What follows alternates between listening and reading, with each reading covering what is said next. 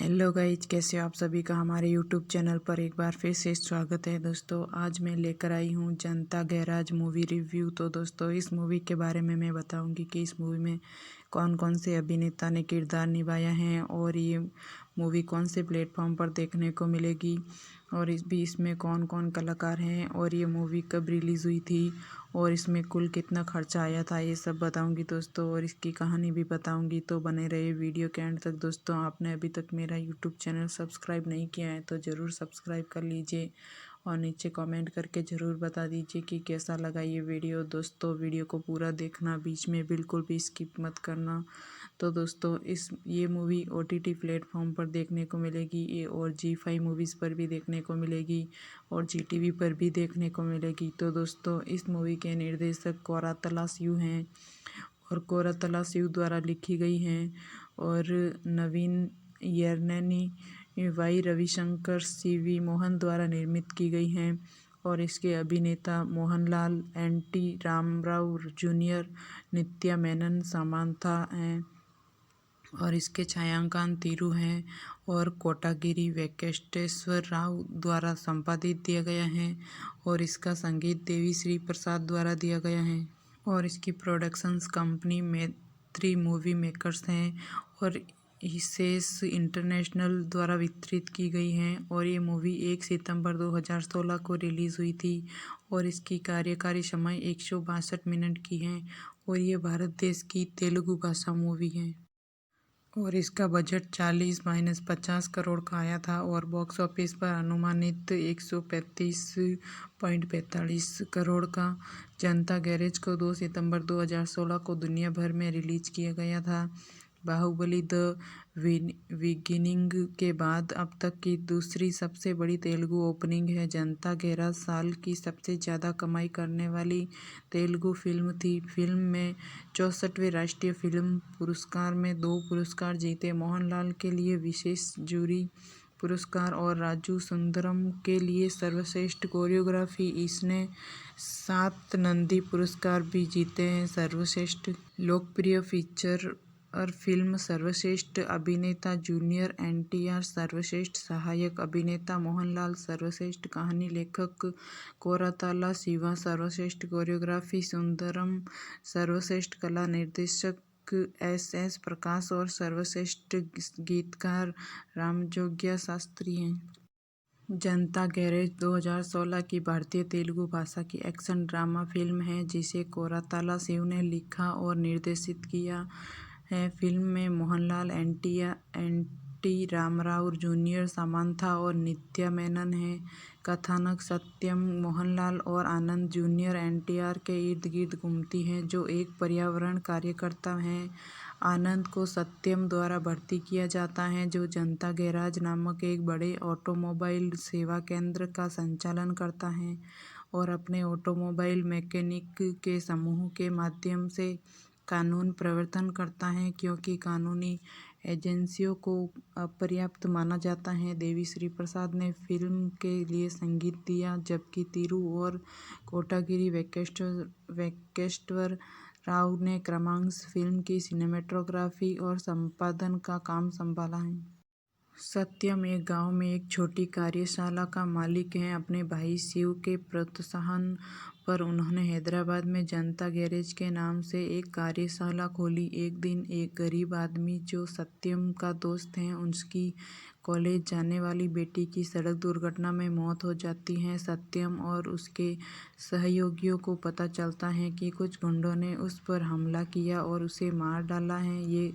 वे शिव के दोस्त DSP चंद्रशेखर से मदद मांगते हैं लेकिन असहाय हैं क्योंकि उनके खिलाफ कोई उचित सबूत नहीं है क्योंकि उनकी प्रभावशाली पृष्ठभूमि है। जनता गैरेज सत्य के नेतृत्व में नागरिकों का एक स्वनियुक्त समूह बन जाता है जो कानून प्रवर्तन का कार्य करता है। गुंडों को मारकर इसे दुर्घटना का रूप दे रहे हैं।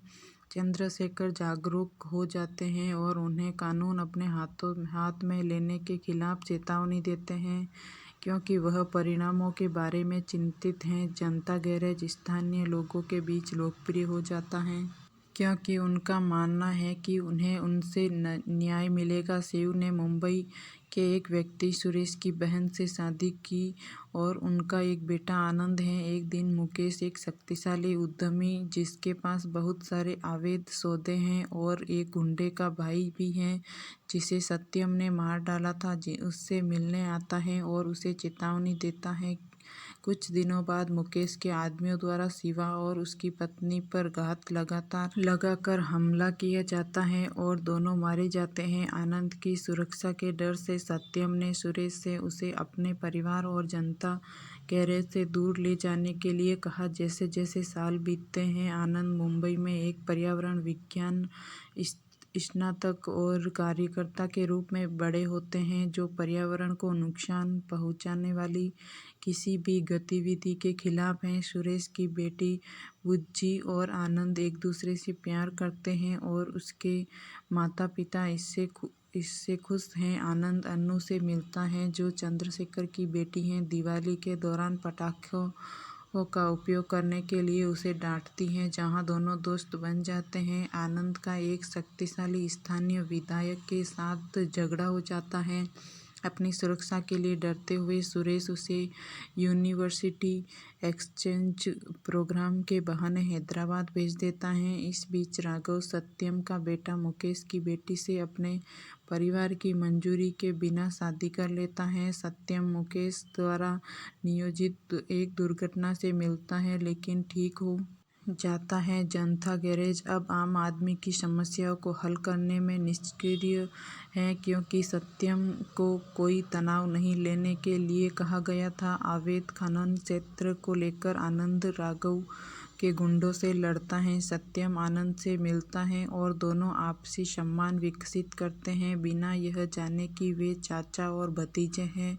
सत्यम ने आनंद को गैरेज संभालने के लिए कहा। आनंद जल्दी से घर का सदस्य बन जाता है जहां वे एक सख्त सरकारी अधिकारी विकास को मुकेश के कुछ आदमियों से बचाते हैं। जनता गैरेज एक बार फिर जनता के बीच लोकप्रिय हो गया। चंद्रशेखर जो अब पुलिस आयुक्त हैं आनंद के बारे में पता लगाते हैं और सुरेश और उसके परिवार को लाते हैं। सत्यम और अन्य यह जानकर चौंक गए कि आनंद वास्तव में शिव का पुत्र है। सुरेश जो बुज्जी की सुरक्षा के बारे में चिंतित हैं, आनंद से बुज्जी या जनता गैरेज में से किसी एक को चुनने के लिए कहता है। भारी मन से आनंद अपने पिता के परिवार के साथ रहना पसंद करता है और वह और बुज्जी अश्रुपूरित अलविदा कहते हैं। वह अपने माता पिता की पसंद के लड़के से शादी करती है। इस बीच राघव और उसकी पत्नी सत्या का घर छोड़ देते हैं क्योंकि उनकी असंभव जीवन शैली आनंद और परिवार के साथ हंगामा करती है। एक दिन एक बम विस्फोट होता है जहां सत्यम के सबसे करीबी सहयोगी बॉस नाम के विस्फोट में अपने प्रियजन को खो देता है। अगले दिन बॉस की लाश रेलवे ट्रैक पर पाई जाती है जिसमें कहा गया है कि उन्होंने आत्महत्या की थी। पुलिस प्रमुख ने चंद्रशेखर से मामले को बंद करने के लिए वहां चंद्रशेखर मदद के लिए जनता गैरेज आते हैं। आनंद को पता चलता है कि बॉस को राघव ने मार डाला था क्योंकि बॉस ने राघव को ढूंढ लिया था और मुकेश सरकार को गिराना चाहता था और शहर में विस्फोट की योजना बना रहा था। सत्यम ने फैसला किया कि भले ही राघव उसका बेटा है, वह जीने के लायक नहीं है। जनता गैरेज के आनंद और अन्य लोगों के मुकेश के आदमियों को उनके ठिकाने में पीटा। आनंद मुकेश को मार देता है और राघव दया की याचना करता है। सत्यम आता है और बिना पछतावे के राघव को मार डालता है। बाद में दिवाली के अवसर पर आनंद पक्ष द्वारा उत्सव के लिए घर पर रहने का अनुरोध करने के बावजूद सत्यम की स्वीकृति के साथ किसी की मदद करने जाता है, जबकि अन्नू आनंद की प्रेमिका उसे देखकर मुस्कुराती है। आनंद एनटीआर एक पर्यावरण कार्यकर्ता है जो मुंबई में रहता है। एक सहयोग विनिमय कार्यक्रम उसे हैदराबाद ले जाता है और यहाँ सत्यम मोहनलाल के साथ एक आकस्मिक मुठभेड़ के परिणाम स्वरूप उसे जनता गैरेज के से बाद में ले लिया जाता है। एक गॉडफादर एस्क फिगर एक उद्दंड परिवार का सदस्य, आज्ञाकारी अनुयायियों का एक गिरोह, मदद के लिए आने वाले सैकड़ों लोग और दुश्मन इस शासन को समाप्त करने का रास्ता तलाश रहे हैं और एक स्पष्ट उत्तराधिकारी। यह सुनिश्चित करने के लिए कोई नई कहानी नहीं है और फिर भी जनता गैरेज थोड़ी अधिक नवीनता के साथ एक छाप छोड़ने का प्रबंध करता है। द गॉडफादर से लिए गए कई पन्नों के साथ यह फिल्म आपको दो उत्साही पुरुषों, आनंद एनटीआर और सत्यम मोहनलाल की दुनिया में ले जाती है, जो अपना सब कुछ सिर्फ उस कारण के लिए दे देते हैं जिसमें वे विश्वास करते हैं। एक आदमी जो प्यार करता है, पृथ्वी का वातावरण, एक ऐसी व्यक्ति से जुड़ता है जो पृथ्वी पर प्राणियों से प्यार करता है और परिणाम हमें निश्चित भावनाओं के साथ छोड़ देता है। फिल्म के बारे में सबसे प्रभावशाली पहलू यह है कि निर्देशक कोरताला शिव कभी भी कथा से विचलित नहीं होते हैं और अधिकांश रामकालीन व्यावसायिक सिनेमाघरों की तरह इसमें कोई जबरदस्ती कॉमियों सीक्वेल्स नहीं होते हैं और न ही एक्शन में आवश्यकता और जोर और बेशर्मी होती है। लेकिन इतना ही नहीं, यह एक ऐसी कहानी है जिसमें दो सितारों की उपस्थिति के बावजूद कभी भी किसी सितारों का प्रभुत्व नहीं रहा। निर्देशक कोरताला शिवा दोनों की कहानियों के समानांतर वर्णन के साथ शुरुआत करते हैं, लेकिन यह उन दोनों की परिणति और चौराहे का बिंदु है जो थोड़ा सा झटका है।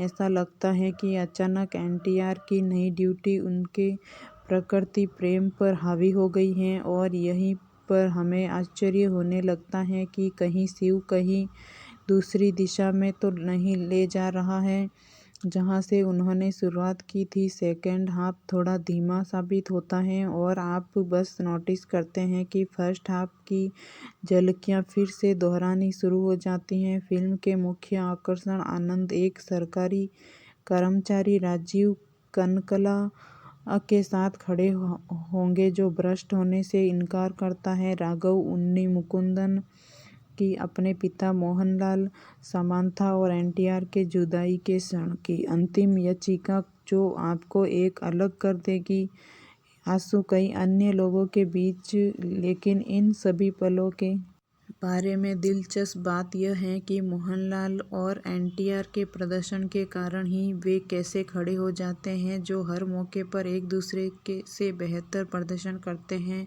लेकिन यह अफसोस है कि बात है कि कभी कभी उनकी सहजता कैसे खो जाती है, क्योंकि यह हमारे लिए बिल्कुल स्पष्ट नहीं है कि वे किसके लिए लड़ रहे हैं। जनता गैरेज के पीछे एक इरादा, एक ऐसी जगह जहां कुछ भी शाब्दिक रूप से गरमत की जा सकती है, पेचीदा है। यहाँ जो चीज़ गायब है वह उनका विरोध करने वाली एक मजबूत ताकत है जो उनके मिशन को और अधिक पेचीदा बना देगी। जनता गैरेज के साथ यह स्पष्ट हो गया है कि एनटीआर ने अपने लिए एक रास्ता चुना है, फार्मूलाबद्ध व्यावसायिक सिनेमा की लीक से हटकर मनोरंजन के स्वीकृत रूप से दूर। वह खुद को एक नए अवतार में देखने की हिम्मत कर रहे हैं। अगर टेम्पर और मतनाकू पेमार्थो ने अपने कंफर्ट जोन से बाहर निकलकर एक नए रास्ते पर कदम रखा है, तो जनता गैरेज के साथ वह एक और मील चलते हैं और अतीत में किए गए सभी कामों की तुलना में खुद को पीछे छोड़ देते हैं। मोहनलाल के रूप में तेलुगु दर्शकों को अब पता चल जाएगा कि उन्हें पूर्ण अभिनेता क्यों कहा जाता है। उनका एक लुक एक गहन भावना व्यक्त करता है, लेकिन यह सिर्फ वे नहीं है। फिल्म पूरी कास्ट के कुछ शानदार प्रदर्शनों का एक साथ आना दिलचस्प है, यहाँ तक कि निध्या और समांथा, जिनकी भूमिकाएं बहुत अच्छी तरह से लिखी गई हैं, उन्हें देखना सुखद है। यह फिल्म कई बार इतनी कमाल की हो सकती है कि यह आपकी दिलचस्पी को एक नए स्तर पर ले जाती है, लेकिन फिर यह अचानक कहीं से भी नीरस हो जाती हैं और आप अपना दिमाग चकरा देने लगते हैं। यहाँ जनता गैरेज मरम्मत में सभी का हाथ बटा सकता है, लेकिन उन्हें खुद भी थोड़ी